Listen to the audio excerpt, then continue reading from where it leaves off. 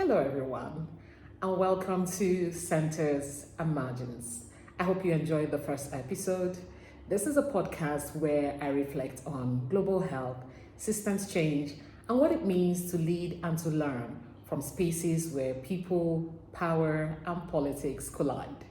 My name is Nkechi Olalere, a health financing and systems advisor, and I am your host. Throughout my career in the global health and also the private sector, I have come to realize that reforms are hardly ever linear. During the ideating phase, we like to create this clean lines of diagrams and engagements that speak to how the reform will go. But they hardly ever follow this line. There are always the unexpected engagements, the unexpected things that just happen in the course of the reform. And these are typically shaped by personalities, by institutions, or by political realities. Our debt swap discussion initiative in Sierra Leone was no different. In episode 1, I talked about research and learning just to understand what this instrument was about.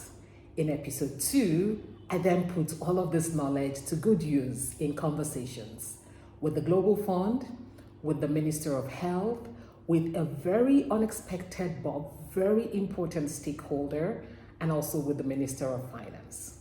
Now, the first engagement was with the Global Fund. And the reason why I reached out to the Global Fund was very simple. Number one, it's the fact that they had a lot of experience with the debt to health swap. At that time, they had already had about 12 different transactions involving 13 different countries, and they had been able to unlock about 232 million US dollars in investments for the health sector using this instrument. So I felt that they were the right partners to let me know whether this was a useful tool for Sierra Leone, given their experience. Another reason why I went to them was also to potentially also guide me in perhaps being able to reach out to other countries that had already used this tool, that could also share their experiences, that could talk about things that made sense to them and maybe things that didn't work so well for them. Nothing like hearing from someone who already has experience of a specific tool.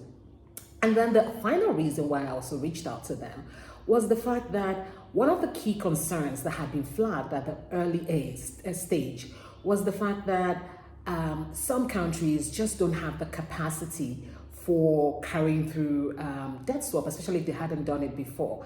And so the idea of a third-party administrator was one that I had seen that had worked in other countries. And I thought that maybe if conversations go well with Global Fund, then potentially this was also an opportunity for us to utilize them as a third-party administrator as these conversations gathered steam and I presented it to leadership. If they aligned with that, then potentially this is something that we could explore given the concerns that had been raised about capacity in the space. And so I reached out to Global Fund and they were gracious enough to get on the call with me and to listen to what I had learned and how I saw the swap happening in Sierra Leone, and then of course share from their wealth of experience. There were 3 key things, or maybe 4 key things that came out very strongly for me from that conversation. The first one was that they flagged the fact that sometimes when ministries of finance hear about debt swaps, they worry that the impression that might be created in the market is not that this is a debt swap, but this is more like asking for debt cancellation. And sometimes that could signal distress for a country. And so to be wary of that in conversations with the Ministry of Finance, because if they had this concern that it could signal the wrong thing in the market, they would be wary of this. The next issue that they flagged was the fact that it's great that Ministry of Health is coming up with this idea, researching it, thinking about how they can use that to open up the fiscal space for health. But ultimately, this whole debt swap conversation has to be led, has to be guided, has to be carried by the Ministry of Finance as the lead ministry. And then the final thing that they also pointed out to was that from the publicly available data that I had and that we discussed during the meeting, most of the countries that were the top creditors for Sierra Leone had never engaged in a debt swap up until that moment. This didn't mean that these countries would not be interested in a debt swap, but it just meant that perhaps we may have more of a heavy lift to discuss this with them, to bring them to the table, and then to be able to move on with them. And so these were things that for me were very important, very constructive to reflect on as I started the next series of engagements. But one very positive thing that also came out from that meeting was the fact that they spoke to the fact that a lot of debt swaps that they had been involved in had been supply side driven. And so that meant that the creditor nations were typically the ones that would reach out to say, we want to do a swap with this other country. They hadn't had too many instances where the country that was owing was the one that was reaching out. So this was a good thing. This was us taking ownership. This was us showing innovation and being able to go out there and say, oh, this is what we want to use this funding for. And so this was a good thing. I was very excited by that. And Global Fund was also gracious to say, we will support you on this journey as you start having these conversations. But again, we need you to take note of these first three things that we had talked about. And so I left the meeting quite excited. And one of the key things, the key lessons that I left with was the fact that irrespective of how much an external party, a donor, a development partner, a global health initiative wants to help the country has to take ownership. In this situation, Global Fund was very clear. Ministry of Health, it's great that you have skin in the game. Global Fund, it's nice that you have reached out to us, but this reform has to be driven not just by the country, but by this specific ministry, because that's how countries will listen to it and know this is real, this is germane, the country is fully behind it, the right ministry that should be speaking to issues of finance are behind it. And so it's so critical for countries to consistently own their space, stewardship, ownership, leadership in discussions that even involve other donors, other development partners, or global health initiatives. And so after this meeting, I then felt I was in a good place to go back to the Minister of Health and let him know how far I had gone with the conversations we had had. And so at the meeting with the Honorable Minister of Health, he listened very intently when it now came time to discuss the debt swap. He asked a couple of probing questions, and the key things that resonated with him was, one, that potentially with one swap, with the catalytic effect of that swap, potentially we will be able to get the funding that we needed for the financing gap that we had in the health sector, to start that and then to be able to move that forward. He was also very interested in the point that I made about this also being able to support government to help us move towards reaching the Abuja Declaration target of 15% allocation to the health sector. He was also excited by the fact that we potentially had the opportunity to have a third-party administrator that was very well known to the health sector, the Global Fund, a trusted partner that we could work with. And so he gave his blessing to this. And then he mentioned something very interesting, something that I hadn't thought about. It was a stakeholder that I was not really thinking about engaging at that point, maybe later, but it wasn't really on my radar at that time. He mentioned a very high-level cabinet member who also had served as the previous Minister of Finance, who would sort of provide the gateway into this conversation being held at the highest level of political leadership. I was very thankful for this, because this meant that once we're able to have buy-in from that level, then it would become easier for all the other levels, all the other ministries to be able to go along with us. And so I came away from that meeting with the minister with the key learning points that it's always important to go back and provide feedback on reforms that you're working on. Because from those conversations, you could find other open doors. Open doors open further doors. And so in the conversation with the Minister of Health, he then pointed me to another very key stakeholder who would be very instrumental in making sure that there was full buy-in from the highest level of political leadership. And so I then made arrangements and I then went to meet with this senior cabinet member of government. I came in and I explained everything about the debt swap. This was not a new instrument to him. And he listened very intently, I must say, but also very cautiously. And by the time I finished, he asked me a very sharp question. He said, if we decided to go along with a debt swap, what makes you think that we would be interested in giving the entire proceeds to the health sector? This was a question I had prepared for. And so I was able to explain to him that this particular debt swap was sector specific. It was the debt to health initiative.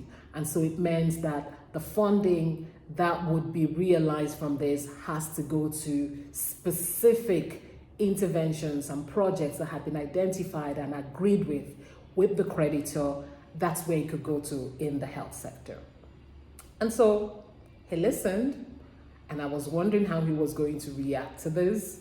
And then he said, okay, if a creditor tells us this is how they want us to pay the debt that we owe them, we will go along with what the creditor says. So it wasn't the ringing endorsement that I was expecting. It wasn't the great enthusiasm for wow that I was also expecting. But it was tacit approval. And beyond that, he also went ahead to then tell me to go to the Ministry of Finance to engage with the Debt Management Office and then have more legitimate the country's own data of what the debt stock was. Because at that time, what I had been working with was publicly available data on the World Wide Web. And so from that meeting, one of the things that was also coming up for me that I learned from that was the fact that approval may not necessarily come with bells and whistles. It could just be a lack of resistance, or it could be a no objection to what you're saying. It may not necessarily come as ringing endorsement. And so with that, I then felt I was ready to have a conversation with the Ministry of Finance. And this was a game changer. I got to the Ministry of Finance and had a meeting that had been scheduled with the Minister of Finance, and he came along with the Financial Secretary and the Chief Economist for the country. Again, very good meeting. They completely understood the tool and even spoke to the fact that this was already one of the strategies that they had been looking at as a country to utilize. They were impressed by the fact that the health sector was coming up with this idea, and the minister gave his blessing for how this could be used moving forward. But of course, there were specific things that they looked for, they wanted to hear, and I was able to deliver on those. One of the key things that gave them confidence with this conversation was the fact that their fiduciary concerns were going to be met by having a third-party administrator who would ensure that this funding went to the specific projects that had been talked about. And so that's one of the key things that sold it for them, having a third-party administrator. The second thing was that they could see very clear benefits. The first benefit that they saw was that this funding was going for specific projects in the health sector that were critical, they were national priorities. They were also very happy by the fact that by dint of doing this debt swap, that the country would also be meeting its co-financing requirements for the Global Fund without having to generate additional monies.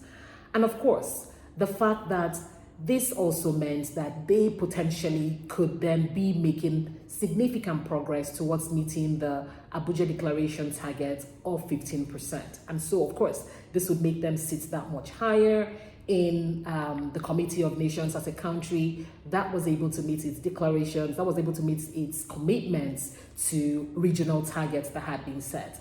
And the final thing that was the icing on the cake was the fact that even though it wasn't going to reduce the stock of debts, it definitely was not going to add to the debts that they had in the country.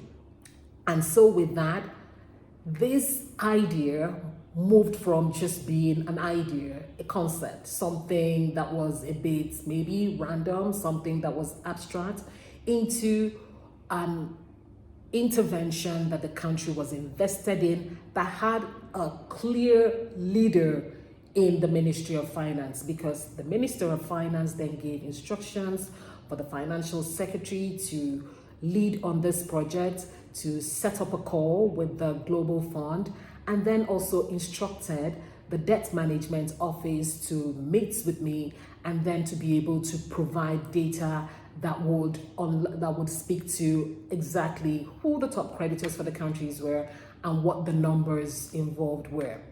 And so at this moment, we then officially had not just buy-in, but we had something that we were all working together on. And of course, at this time, the health financing unit of the Ministry of Health then also came in, because prior to this time, it was all just an idea, right? It was just a thought, something I was researching and then trying to pull people into it. But at this time, there was now buy-in from the Ministry of Finance. The health financing unit also came on board, and we then had this project that we were all working on to move forward. And so there were some key lessons that came out from all of these interactions for me.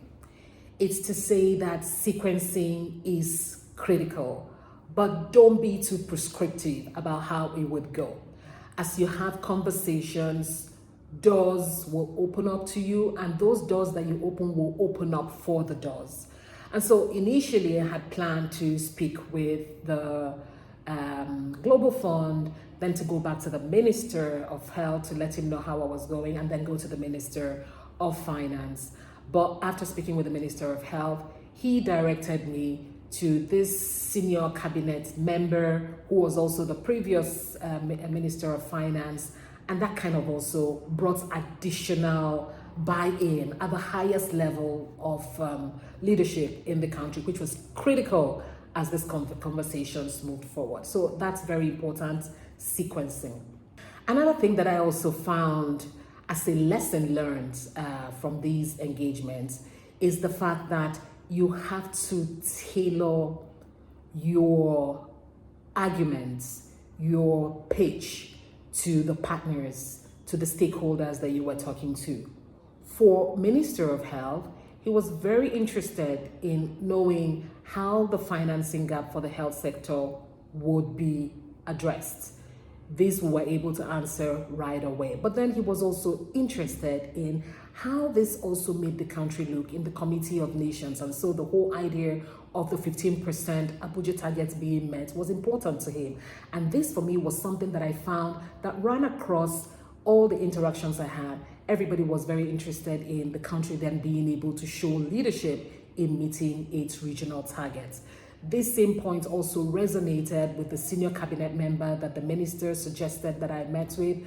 And another thing that I also felt that resonated with him was the fact that this was in alignment with the national priorities and meant that the country does not have to take on additional financing. With the Ministry of Finance, they were interested in fiduciary integrity of this deal. They were interested in clear benefits to the country. They were also interested in the fact that this does not mean us taking on any additional debts. And so for each of these ones, I was able to come up with the right incentives for them. And this for me, even just reflecting later on was something I think that also helped in selling this. And of course, a lot of these ideas came after I had met with the Global Fund, who also told me some of the concerns that countries typically flagged every time they were going through this kind of reforms. And the final thing that also came out for me from this series of discussions was the fact that sometimes approval is not ringing endorsement. It's not, yes, well done, great. Sometimes it's just the absence of resistance to a particular intervention. And if you get that, you run with it. And over time, if you're able to show consistency and that this indeed delivers the benefits that had been discussed, then potentially you then have more of a buy-in into the conversation. And so that's it. Those are the three key things that stood out for me, apart from some of the others I had mentioned as I talked about the different meetings that I had.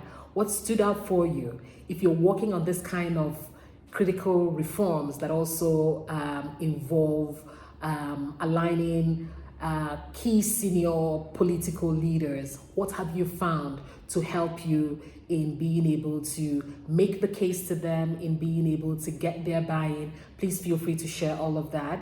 I would be very excited to have that and to see how that helps me with other pieces of work. And yeah, maybe other people can also learn something from here.